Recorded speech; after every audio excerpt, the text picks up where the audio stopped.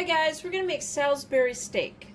So I'm going to start off in a large bowl. I'm going to be putting some dry ingredients. I'm going to put half a cup of Italian breadcrumbs, Italian style breadcrumbs. So this is beef bouillon cube that I've crushed, and it's 1.5 teaspoons of bouillon cube. And what I did was I put it in the microwave for 30-second intervals, and as it got softer and softer, I just kept crushing it with the fork. And then I measured it out. So it's 1.5 teaspoons of beef bouillon cube, crushed beef. This is 3 tablespoons of dried minced onion flakes. So I just measured out a bunch of seasonings into this one ramekin. And in here I have 1/4 teaspoon of black pepper, a 1/2 teaspoon of salt, 1/4 teaspoon of garlic powder, a 1/2 teaspoon of dry thyme, and I have 1 teaspoon of dried mustard. I think that was everything. And that was all the dry, so I'm going to mix this up. So now I'm going to add in 1.5 pounds of ground beef, and this is 85/15. I'm going to start mixing this up with my hands. I don't have it completely mixed in, but I went ahead and put 1.5 teaspoons of steak sauce in there. And I'm going to also add in 2 tablespoons of ketchup and 1 egg. And a piece of an eggshell that I'm going to have to try to pick out now. Hold on a sec. Alright, I got the eggshell out. So I'm going to go ahead and I'm going to continue to mix this up until it's fully combined. So I'm going to start forming them into patties and laying them on some wax paper.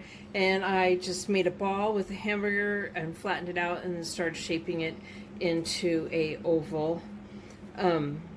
It's about that thick and about that wide.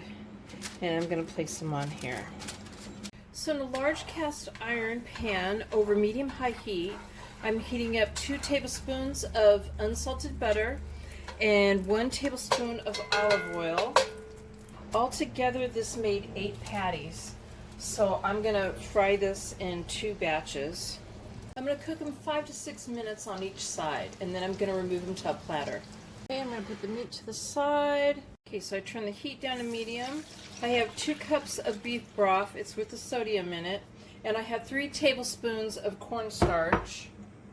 I have 1 teaspoon of onion powder and 1/8 teaspoon of black pepper that I'm adding to this.